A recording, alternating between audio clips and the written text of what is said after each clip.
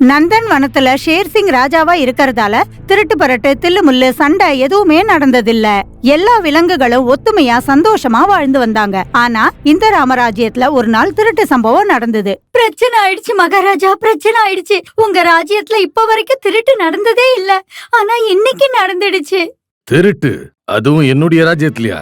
ஆமா மகாராஜா, இன்னைக்கு காலையில என் வீட்ல இருந்து யாரோ என் மொபைல திருடிட்டாங்க.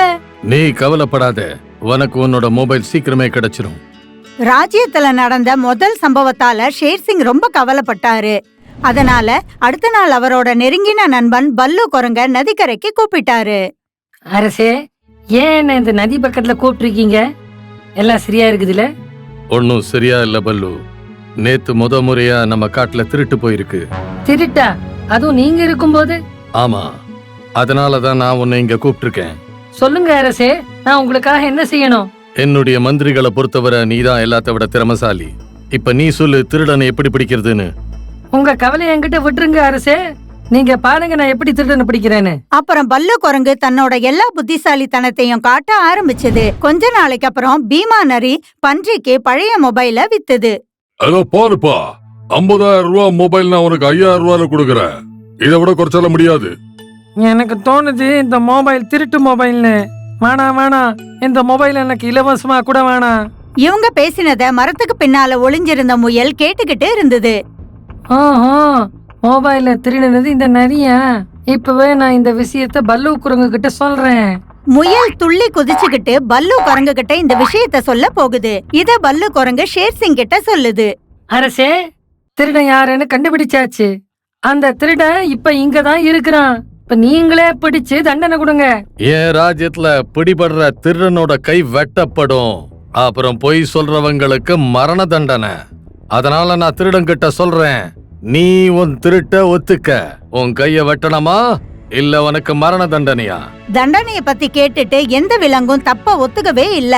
அப்ப அறிவாளி பல்லு குரங்கு சொல்லுது, அரசே, நம்ம காட்டுல முறையா திருட்டு போயிருக்கு.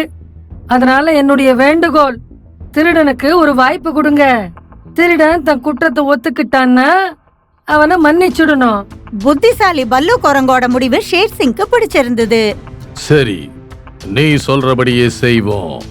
திருடன் தன் குத்தத்தை ஒத்துக்கிட்டான்னா அவனை நான் மன்னிச்சிருவேன்.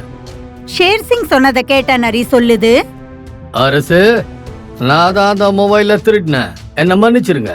நரி கிட்ட இருந்து மொபைல வாங்கிக்கிட்டு ஷேர்சிங் அதை மன்னிச்சிடுறாரு. மொபைல மான் கிட்ட கொடுத்துடுறாரு. இத பார்த்த எல்லா விலங்குகளும் சந்தோஷமாயிடுறாங்க. கொஞ்ச நாளைக்கு அப்புறம் மானும் அதோட மனைவி பசு வீட்டுக்கு போறாங்க. வாங்க வாங்க, என்ன விஷயமா வந்தீங்க? விஷயம் என்னன்னா, இந்த பெண்மானோட மார்புல பாலே இல்ல. எங்க குழந்தை ரொம்பவே சின்னது. அது பால் குடிக்கலன்னா அது செத்து போயிடும். அதனால உங்ககிட்ட பால் வாங்க வந்திருக்கிறோம். சரி சரி, உங்களுக்கு கட்டாயம் பால் தருவேன். குழந்தைக்கு வேணும்னா காசு கூட வாங்க மாட்டேன். இன்னொரு விஷயம், நாளையில இருந்து பாலை உங்க வீட்டுக்கே அனுப்பிடுறேன். இங்க வர கஷ்டம் கூட உங்களுக்கு கொடுக்க மாட்டேன். பசுவும் மான்களும் பேசிட்டு இருந்தத மரத்துல உட்கார்ந்து இருந்த பூனை கேட்டுட்டு இருந்தது. நான் பால் கேட்டா கிளவி மாட்டேன்னு சொல்லுது. மானுக்கு இலவசமா கொடுக்குதா? பாரு நான் உன்னை என்ன செய்யறேன்னு. இப்ப பூனை பாலை திருட பிளான் செஞ்சது. அடுத்த நாள் பசு பக்கெட்ல பாலை எடுத்துட்டு சுமன் ஆட்டுகிட்ட சொல்லுது, போ சுமன், மானுக்கு பாலை கொடுத்துட்டு வா. நாளைக்கு காலையில பக்கெட்ல பாலை நிரப்பி வெளியில வச்சிடுறேன். நீ காலையில சீக்கிரமா அவங்க கிட்ட கொடுத்துடு. ஆடு பாலை எடுத்துட்டு போறத பார்த்த பூனை யோசிச்சுது, நாளை காலையில உன் பால் திருட்டு போயிடும் கிளவி, பார்த்துக்கிட்டு இரு. அடுத்த நாள் சூரியன் உதிக்கிறதுக்கு முன்னாடியே இருட்டுல கௌரி பசு பால் பக்கெட்டை வெளியில வச்சிடுது. மரத்துல உக்காந்து இருந்த பூனை இதத்தான் எதிர்பார்த்துட்டு இருந்தது. சமயம் பார்த்து அந்த பக்கெட்டை எடுத்துக்கிட்டு போயிடுது. அப்புறம் எல்லா பாலையும் குடிச்சிட்டு ஆட்டோட வீட்டுக்கு முன்னாடி வச்சிடுது. இந்த திருட்டோட பேச்சு 3-4 நாளைக்கு இருந்தது. கடைசியில ரொம்ப சலிச்சு போய் கௌரி பசு ஷேர்சிங் கிட்ட சொல்லுது, மகாராஜா, நம்ம காட்டுக்கு ஏதோ திருஷ்டி பட்டுடுச்சுன்னு நினைக்கிறேன். முன்னாடி மாதிரியான சூழ்நிலையே இல்ல. நீ ஏன் இப்படி சொல்ற கௌரி? யாராவது உனக்கு துன்பம் கொடுத்தாங்களா? ஆமா மகாராஜா, என் வீட்ல இருந்து என்னோட பாலை யாரோ திருடிட்டாங்க. அப்புறம் காலி பக்கெட்டை நரி வீட்டுக்கு முன்னாடி வச்சுட்டாங்க. அரசு, எனக்கு தோணுது நரிதான் திருடுதுன்னு. ஆமா, முன்ன ஒரு முறை மொபைல் திருட்டுல பிடிச்சிருக்கிறோம். ஆனா பல்லு சொன்னதால விட்டு கொடுத்தோம். உங்களுக்கு நரிதான் திருடன்னு தோணுதா? ஆமா, எங்க எல்லாருக்கும் அப்படித்தான் தோணுது. மன்னிக்கணும் அரசே, ஆனா எனக்கு அப்படி தோணவே இல்ல. உனக்கு ஏன் அப்படி தோணுது பல்லு? ஒருவேளை நரி திருடி இருந்தா அது தன்னோட வீட்டு வாசல்ல காலிவாளிய வைக்காது. அப்ப திருடனை எப்படி பிடிக்கிறது மகாராஜா? திருடனை பிடிக்கிற விதத்தை நமக்குள்ள அதிக திறன் வாய்ந்த பல்லு நமக்கு எடுத்து சொல்லும். சொல்லு பல்லு, திருடனை எப்படி பிடிக்க? திருடனை பிடிக்கிறதுக்கு ஒரு சுலபமான வழி இருக்கு அரசே. இன்னில இருந்து பசுமாடோட வீட்டுக்கு வாசல்ல யாராவது கண்காணிக்கிட்டே இருப்பாங்க. திருடன் பாலை திருட வந்ததும் நமக்கு உடனே தெரிய வந்துடும். ஆமா, அதுக்கப்புறம் நாம அதுக்கான தண்டனையை தெரிவிப்போம். இதை எல்லாத்தையும் திருட்டு போன கேட்டுட்டு இருந்தது.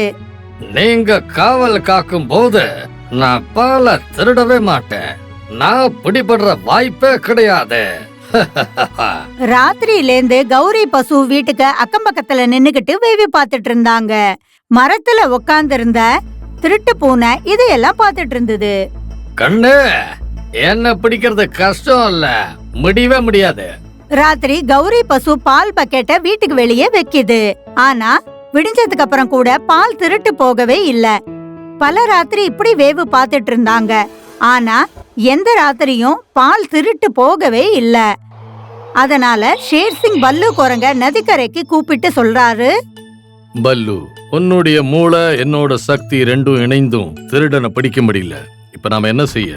அரசே, நான் இன்னும் என்னோட புத்திய பயன்படுத்தவே இல்ல.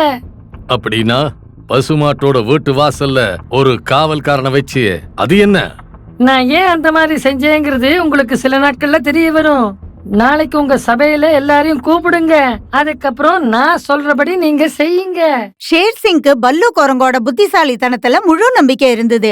அதனால அது பல்லு சொன்னதும் எல்லா விலங்குகளையும் சபைக்கு கூப்பிட்டது. நண்பர்களே, பல நாட்களாக எங்க ஆளு மாட்டோட வீட்டு வாசல்ல நின்னுக்கிட்டு கண்காணிச்சான். ஆனாலும் திருடன் பிடிபடல. அதனால இந்த காட்டுல எல்லாத்த விட திறமசாலியான பல்லு குரங்குக்கு 3 நாள் டைம் கொடுக்கற திருடனை பிடிக்க. 3 நாள்ல பல்லு குரங்கால திருடனை பிடிக்க முடியலனா பல்லு குரங்கு தான் திருடன்னு முடிவெடுப்போம். நான் ஒத்துக்கிறேன். அப்புறம் அடுத்த நிமிஷமே பல்லு குரங்கு சொல்லுது, திருடன் கிடைச்சிட்டான். பால் திருடன் நரிதான். நாம நரிய பிடிப்போம். நரி திருடனா? ஆனா நீ என்ன சொன்ன? நரி திருடனா வீட்டு வாசல்ல காலியான வாளிய வைக்காதுன்னு சொல்லி இருந்தேன். ஆனா நான் இப்ப சொல்றேன், நரிதான் திருடன். இந்த எல்லா விஷயத்தையும் எல்லா விலங்குகளோடையும் பூனையும் கேட்டுட்டு இருந்தது. நரிய கைது செய்வோம். கொஞ்ச நேரத்துக்கு அப்புறம் நிறைய கைது செஞ்சு ஷேர்சிங்க்கு எதிரில நிக்க வச்சாங்க. இது தவறு அரசே. குரங்கு தன்னை காப்பாத்திக்க என்ன மாட்டி விட்டுருச்சு. நான் திருடன் இல்ல. நம்ம காட்டுல இதுக்கு முன்னாடி திருட்டு போகவே இல்ல. ஆனா நீ மொபைல் திருட்டுல மாட்டிக்கிட்ட. அதனால என்ன பொறுத்த வரைக்கும் திருடன் நீதான். அப்புறம் ஷேர்சிங் பல்லு குரங்கு சொன்னதை ஒத்துக்கிட்டு நரிக்கு தண்டனை கொடுத்தாரு. இதுக்கு முன்னாடி திருட்டுல நரி ஒரு முறை மாட்டிக்கிச்சு. இது 2வது முறை. அதனால தண்டனை கொடுப்போம். இத நம்ம காட்டை விட்டு வெளியே துரத்துவோம். தண்டனை கிடைச்சதுமே நரிய அடுத்த காட்டுக்கு அனுப்புறாங்க. அடுத்த நாள் ராத்திரி கௌரி பசு பால் பக்கெட்டை வீட்டுக்கு வெளியே வச்சுட்டு சொல்லுது, ராஜா ஷேர்சிங் வாழ்க. இன்னிலேந்து என் வீட்லேந்து பால் திருடே போகாது. கௌரியோட பேச்சு கேட்ட மேல மரத்துல உட்கார்ந்திருந்த பூனை சொல்லுது, களவே, பால் இன்னும் திருட்டு போக தான் செய்யும். பால் திருட நரி இல்ல, நான் தான் பால் திருட. கொஞ்ச நேரத்திலேயே சமயம் பார்த்து பூனை பாலை திருட போகுது. ஆனா பக்கெட்டை புடிச்ச உடனேவே திடீர்னு ஷேர்சிங் மற்றும் எல்லா விலங்குகளும் அங்க வராங்க. நீ அங்கே நில்லு. ஒரு அடி மேல எடுத்து வச்ச உன்னை தீத்து கட்டிடுவேன். கையும் களவுமா பிடிபட்ட திருட்டு பூனை நடுங்கிக்கிட்டே சொல்லுது, என்ன மன்னிச்சிருங்க அரசே, நான் தப்பு செஞ்சுட்டேன். நீ என்ன நினைச்ச? நீ மாட்டிக்கவே மாட்டேன்னு நினைச்சியா? உன்னை பிடிக்க நாங்க ஒரு பிளான் பண்ணி இருந்தோம். கேட்க விரும்புறியா? அப்ப கேளு. பசுமாட்டோட வீட்டு வாசல்ல ஒருத்தர் நாங்க சொல்லியிருந்தோம் கண்காணிக்க. ஆனா எங்களுக்கு நல்லாவே தெரிய வந்துச்சு திருடன் அப்ப திருட வரமாட்டான்னு. அதனால கொஞ்ச நாளைக்கு அப்புறம் திருடன் பிடிபட்டதான் நாடகம் போட்டோம். நரி ஏற்கனவே திருடி பிடிபட்டுச்சு. அத திருடன்னு நிரூபிக்க எங்களுக்கு ரொம்பவே சுலபமா இருந்துச்சு. நாங்க எங்க பிளான நரி கிட்ட தெரிவிச்சோம். நரி எங்க பிளான்ல ஒத்துழைச்சுது. அதுக்கப்புறம் நான் நரிக்கு தண்டனை கொடுத்தேன். உன்னோட பயமும் பறந்து போச்சு. நீ நினைச்ச நீ செஞ்ச குத்தத்துக்கு நரிக்க தண்டனை கிடைச்சதுன்னு, அதனால உன்னை யாருமே சந்தேகப்பட மாட்டாங்க. ஆனா இது உன்னோட மூட நம்பிக்கை. உன்னை கண்ணுங்களவுமா பிடிக்கணும்னு தான் இப்படி பிளான் செஞ்சோம். டேய் மாட்டிக்கிட்ட கௌரி, நான் இதுக்கு பெரிய தண்டனை கொடுப்பேன். இதுக்கப்புறம் வேற எதுவும் திருடறதுக்கு முயற்சி செய்யாது. அடுத்த நாள் ஷேர் சிங் பூனைக்கு கடுமையான தண்டனை கொடுக்கறாரு. பல்லுவுக்கு புத்திசாலிங்கிற பேரோட திருடனை பிடிச்சதுக்கு பரிசும் கிடைக்குது. வேலாப்பூர் கிராமத்துல இருக்கிற பெரிய காட்டுல இன்னொரு முறை தேர்தல் நடக்க இருந்தது. இப்போ திரும்பி எலெக்ஷன் நடக்க போகுது. இந்த முறை காட்டுக்கு ராஜா யாராக போறா? இந்த பாருங்க, எப்பவும் போல இந்த முறையும் நம்ம தம்பி ஷேர் சிங் தான் ராஜாவாக போறான். நான் என்ன சொல்றேன்னா, இந்த முறை நம்ம இதுல கொஞ்சம் ட்விஸ்டா இருக்கணும். சரியான வார்த்தை சொன்ன நீ. எல்லாரும் ஷேர் சிங்கால அழுத்து போயிட்டாங்க. அப்ப யார் ராஜாவாக போறாங்க? நம்ம இதுல எல்லாத்தோட சாலிடா இருக்கிறவரு பாகுபாய். அப்புறம் நான் எப்படி? பாகு, எதுக்கு பயப்படுற? நாங்கெல்லாம் இருக்கோம்ல கூட. ஓ உடம்பு பார்க்க எப்படி இருக்குது தெரியுமா? ஏஹே, ஆமா, சொல்ல போனா பார்க்க ரித்திக் ரோஷன் மாதிரி இருக்க. இல்ல இல்ல இல்ல, நம்ம தபங் சுல்குல் பாண்டே இருக்கார்ல, அவரே மாதிரி இருக்காரு. அதான் சல்மான் கான் மாதிரி. இல்லடா, அவனோட பாடி நம்ம பாகுபலி மாதிரி இருக்கு. ஆமா, உன்னோட பேரே பாகுதான். நம்ம தலைவர் எப்படி இருக்காரோ பாகு மாதிரி இருப்பாரு. எல்லாரும் சொல்லுங்க, நம்ம தலைவர் எப்படி இருப்பாரு? பாகு குரங்கு மாதிரி இருப்பாரு. பாகு குரங்கு ரொம்ப பலசாலியானது. அதனாலதான் குரங்கு இனத்துல எல்லாரும் விரும்பினாங்க பாகு தான் காட்டு ராஜாவா ஆகணும்னு. பாரு தம்பி, நீ ஒருத்தவன் தான் இருக்க நம்ம குரங்கோட மானத்தை காப்பாத்துறதுக்கு. ஆனா எங்க மூக்க மட்டும் அறுத்துறாதப்பா. இத கேட்டதும் பாகுவுக்கு ரொம்ப சந்தோஷமாயிடுச்சு. அப்புறம் தேர்தல்ல நிக்க ஒத்துக்குது. நான் ஆகுவேன் காட்டோட ராஜா, புது ராஜா, பாகு ராஜா. அப்புறம் எல்லாரும் அவங்கவங்க வேலையில பிஸியா இருந்தாங்க. ஒரு நாள் காலு சிங்கம் பாகுவுக்கு புரிய வைக்க முயற்சி பண்ணுச்சு. இது பாரு பாகு, ஒத்துக்கிறேன், நான் சிங்க ஜாதி. ஆனா நான் உன்னுடைய ஃப்ரெண்டு. நீ இந்த எலி சிங்கம் கதை கேட்டிருக்கல்ல? ஆமா, கேள்விப்பட்டிருக்கேன்.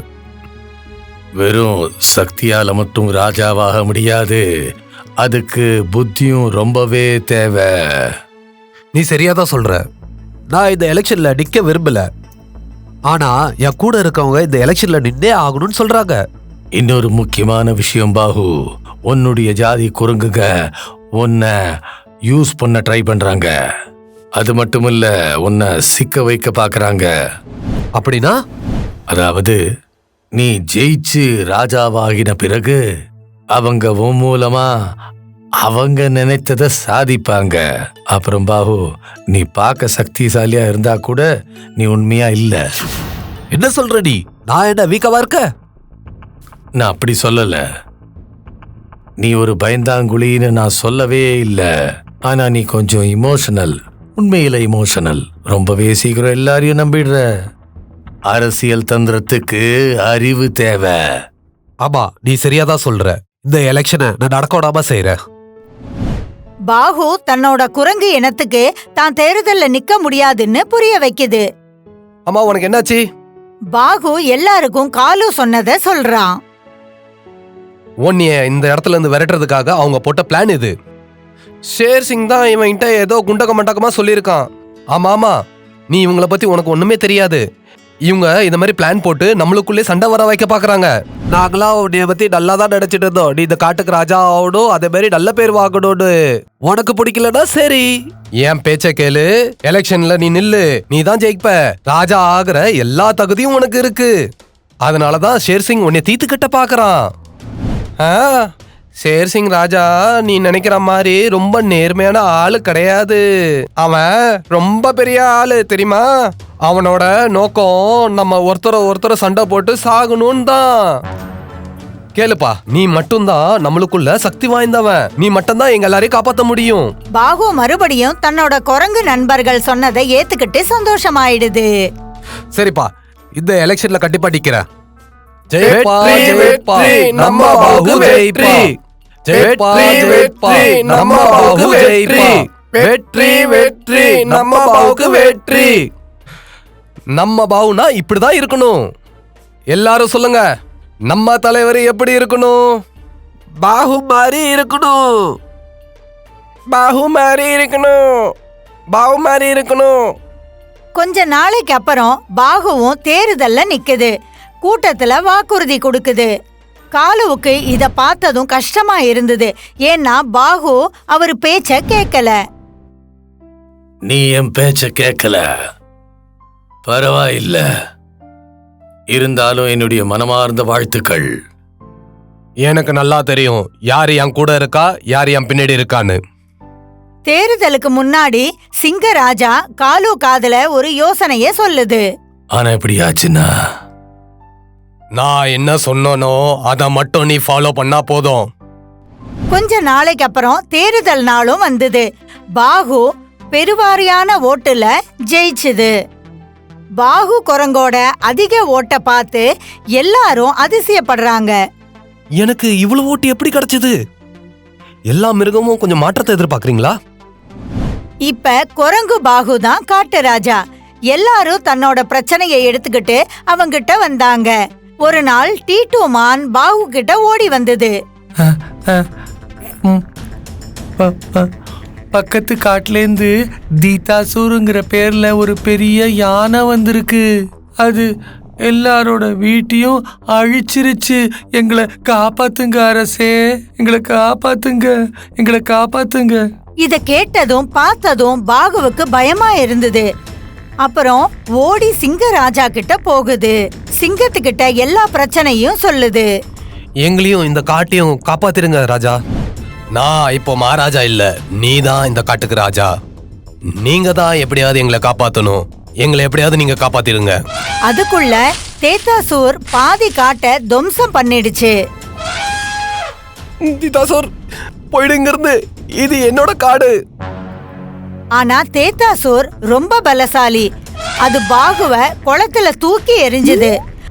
பாகு தன்னோட நண்பர்களுக்கு குரல் கொடுத்தான். மோண்டி, மோனு, டிங்கு, என்னை காப்பாத்துங்க. பாகு பலசாலி தான், ஆனா அதோட பலம் மனோபலம். பாகு பயந்து போய் சண்டை போடுறதுக்கு முன்னாடியே தோத்து போச்சு. என்னை காப்பாத்துங்க. யாருமே வரல. அப்புறம் சிங்கராஜா வந்தது. சிங்கராஜாவுக்கு ரொம்ப நாளா உடம்பு சரியில்லை. அதனால அதால தனியா சண்டை போட முடியாது. அது பாகுவோட மனபலத்தை அதிகமாக்கிச்சு. எந்திரி பாஹு, எந்திரி பாஹு, நீ இந்த காட்டு ராஜா.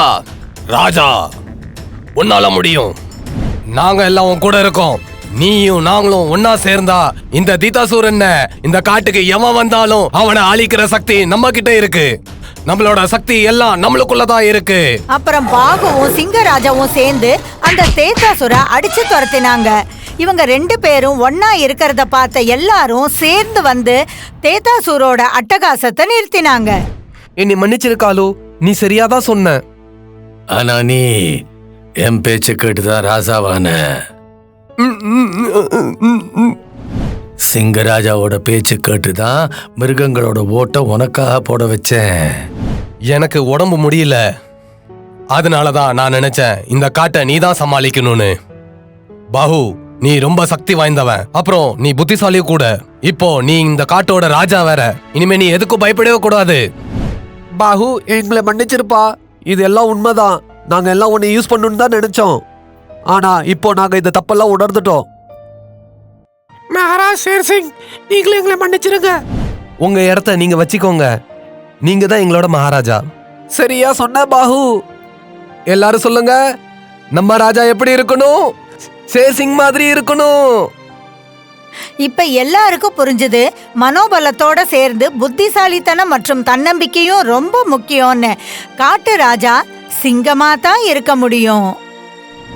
ராம்பூர் கிராமத்தின் அருகே உள்ள சுந்தர்பன் என்ற காட்டில் துன்னு என்ற கழுதை வாழ்ந்திருந்தது. அந்த காட்டுல சிந்தனையாளரும் அறிவுஜீவியுமான பல்லு என்ற ஒரு கரடியும் வாழ்ந்திருந்தது. அந்த பல்லு கரடியோட பேச்சை கேட்கறதுக்கு அந்த காட்டுல இருக்கிற மிருகங்கள் எல்லாம் வருமா.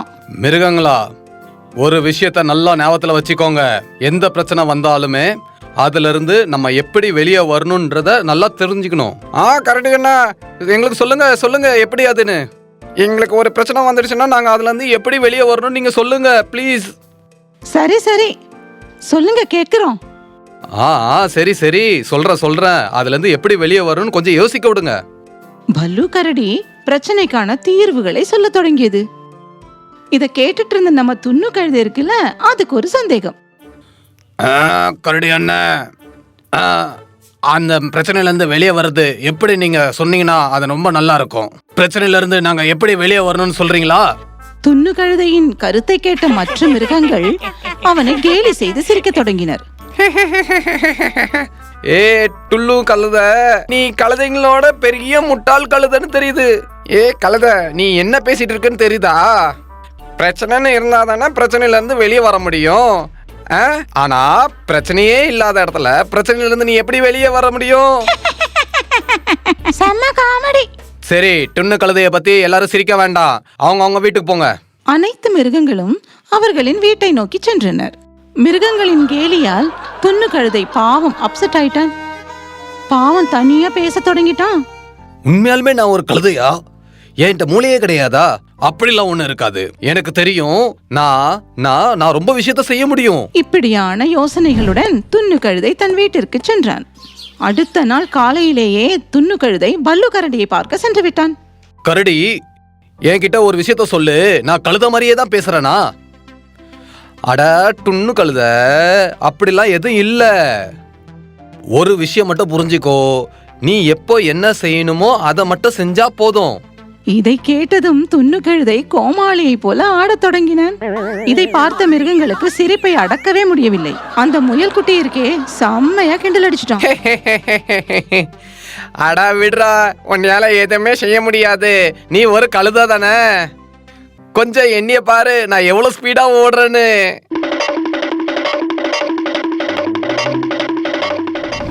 ஆமா ஆமா, முயல் குட்டி சொன்னது கரெக்ட் தானே. எவ்வளவு ஃபாஸ்டா ஓடுவான். என் திறமையே பாருங்களேன், நான் எவ்வளவு பெரிய புத்திசாலி. மற்ற மிருகங்களும் துண்ணு கழுதைய பேசி பேசியே கொன்னுட்டாங்க. இதையெல்லாம் கேட்ட நம்ம பாவம் துண்ணு கழுத மிகுந்த மன துயரத்துக்கு போயிட்டான். அடுத்த நாளும் எல்லாரும் சேர்ந்து பல்லு கரடிக்கிட்டே வந்துட்டாங்க. வாங்க வாங்க, அவங்களுக்கு தெரிஞ்ச வித்தைகள் எல்லாம் செஞ்சு காட்டுங்க. யார் என்னென்ன பண்றீங்கன்னு பாப்போம். சரி, நான் என்னோட வித்தையை செஞ்சு காட்டுறேன். அப்படின்னா உனக்கு பிறகு நான் பண்றேன். அப்படியாக ஒவ்வொருவரும் தங்களுடைய திறமைகளை காண்பிக்க தொடங்கினர். அப்போது பல்லு கரடி துண்ணு கழுதையிடம் இப்படி கூறியது. துண்ணு கழுத, நீ கொஞ்சம் உன் வித்தையும் காட்டிய. நீ என்ன வித்தை செய்யறன்னு பாப்போம். பல்லு கரடி சொன்னதுமே துண்ணு கழுத ஸ்ருதியின் தாளம் இல்லாம பாட தொடங்கிட்டாரு. பாட்டு கேட்டதுமே மிருகங்கள் எல்லாம் தாறுமாற ஓட தொடங்கிட்டாங்க. அவ்வளோ கொடுமையா இருந்ததாம் பாடல். பாட்டெல்லாம் பாடி கண்ணு திறந்து பார்த்த துண்ணு கழுத அசந்து போயிடுச்சு. அடா, என்னடா இது? என் பாட்டை கேட்டு எல்லாரும் ஓடி போயிட்டாங்க. அவ்வளோ அசிங்கமாவா நான் பாடிட்டு இருக்கேன்? புலம்பி அழுதுகிட்டே துண்ணு கழுதை காட்டிலிருந்து கொஞ்சம் தூரம் சென்று அமர்ந்து சாதகம் செய்ய தொடங்கினான். நான் ஒரு கழுத, நான் பாடுற பாட்டு எல்லாத்தோட அழகா இருக்கும். நான் பாடுற ரொம்ப நல்லா, என் பாட்டை கேட்டு என் நண்பர்கள்லாம் ஓடிடுறாங்க. நான் ஒரு கழுத.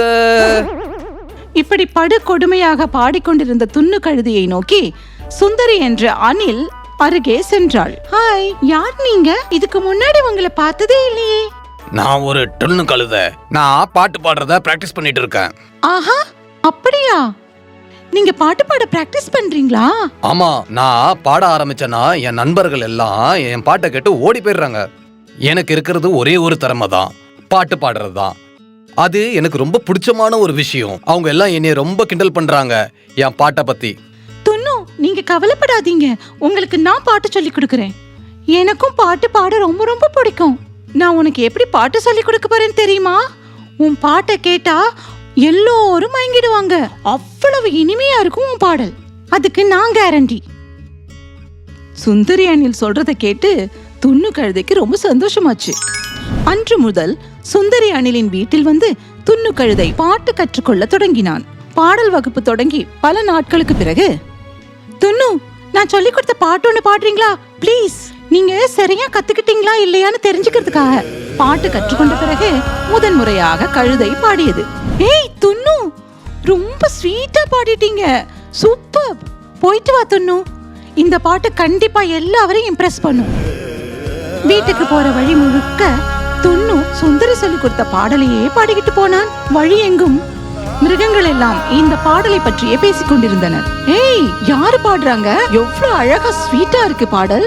நான் போய் பார்த்துட்டு வரேன் அந்த பாடகன் யாருன்னு. அடேங்கப்பா, நானே இந்த மாதிரி பாட்டை தடவை கேட்டிருக்கேன். யார் பாடுறாங்கன்னு கொஞ்சம் போய் பார்ப்போம். வாங்க போயிட்டு வருவோம். பாடகனை பார்க்கும் ஆவலில் மிருகங்கள் எல்லாம் கழுதை நடந்து கொண்டிருந்த பாதையை வந்தடைந்தனர். மதிமறந்து பாடிக்கொண்டு வரும் துன்னு கழுதையை பார்த்ததும் அனைவருக்கும் வியப்பு. ஐயோ, இது துண்டு கழுதையாச்சு. இது இவ்வளவு அழகா பாடுதா? எப்படி? நமக்கு புரியலையே. ஆமா, நம்ம துன்னு கழுதையே தான். ஆமா, இவன் குரல் எப்படி இப்படி மாறிடுச்சு? இது துண்ணு கழுதையாச்சு. இது எப்படி பாடுது? யார் சொல்லி கொடுத்தா? பாட்டுக்குள்ள ரொம்ப இன்வால்வ் ஆகி போன கழுத இதை ஒண்ணுமே கேட்கல. நேரா பல்லு கரடி முன்னாடி போய் நின்னுட்டான். பல்லுபாய், கொஞ்சம் கேளுங்க. இங்க கேளுங்க, நானும் கத்துக்கிட்டேன் பாட்டு பாடுறது எப்படின்னு. கொஞ்சம் என் பாட்டை கேக்குறீங்களா? இவ்வளவு நாளா நான் ரொம்ப தவறா பாடிட்டு இருந்தேன். இப்போ நான் ரொம்ப அழகா பாட ஆரம்பிச்சிட்டேன். எல்லாவற்றையும் கூறிய பிறகு கழுதை பாடத் தொடங்கியது. பாட்டை கேட்ட பல்லு கரடி, ஆஹா, அருமை, நீ ரொம்ப அழகா பாடுறே. எப்படி? ஆனா இது ரொம்ப நல்ல விஷயம். இங்க சுந்தர்வன்ல ஒரு போட்டி நடக்க போகுது. நான் விரும்புறேன் நீ அந்த போட்டியில கலந்துக்கணும்னு ஆசைப்படுறேன். அப்படியே நீ பாட்டையும் பாடி காட்டு. பல்லு கரடி சொன்னதும் மீண்டும் எல்லாரும் சேர்ந்து துன்னுவை கேலி செய்தனர். என்ன பல்லு அண்ணன், நானே இந்த போட்டியில ஜெயிக்க முடியல, இந்த கழுதை மட்டும் எப்படி ஜெயிக்கும்? சரிதான், முயல சொல்றது கரெக்ட் தான். நம்ம துண்ணு கழுத பாடுறதுக்கு நடுவுல ஹச்சி ஹச்சின்னு ஒரு 100 முறை சும்மா தம்மிக்கிட்டு இருக்கோம். எல்லாம் சும்மா இருங்க, ரொம்ப கேவலமா பேசாதீங்க. நாளைக்குள்ள போட்டிக்கு எல்லாரும் தயாராயிடுங்க. இங்க கேளு துண்ணு கழுத, இவங்க பேச்ச கேட்டு நீ இதாயிடாத. நாளைக்கு காலையில 9 மணிக்கு இதே இடத்துக்கு நீ வந்துடு. அடுத்த நாள் எல்லோருமே போட்டியில் பங்கேற்க மேடை போட்டிருந்த இடத்திற்கு வந்தனர். துண்ணு கழுதையும் வந்தான். துண்ணு கழுதையை பார்த்ததும் மற்ற வனவிலங்குகள் எல்லாம் அவனை கேலி செய்ய தொடங்கினர். ஏய் துண்ணு கழுத, நீ இத பத்தி எல்லாம் கவலைப்படாத. இந்த போட்டியில நம்ம கலந்து நம்ம எப்படியாவது ஜெயிச்சே ஆகணும். அப்பதான் யாருமே நம்மள கிண்டல் பண்ண மாட்டாங்க. போட்டி தொடங்கிவிட்டது. ஒவ்வொருவராக மேடையில் வந்து தங்களின் திறமைகளை காண்பித்து சென்று விட்டனர். இப்போது துண்ணு கழுதையின் நேரம். துண்ணு உறுதியுடன் மேடை ஏறினான். போ, நீ என்ன பண்ற நானும் பாக்குறேன். இந்த போட்டியில கலந்து நீ ஜெயிக்கிறியா என்னன்னு அப்புறம் பாப்போம். ஆமா, பார்க்க தானே போறோம். சுந்தரவனத்தோட எஸ்பிபிய. துண்ணு கழுதை மேடை ஏறி சுந்தரி அணில் சொல்லிக் கொடுத்த பாடலை மிகுந்த கவனத்துடன் இனிமையாக பாடினான்.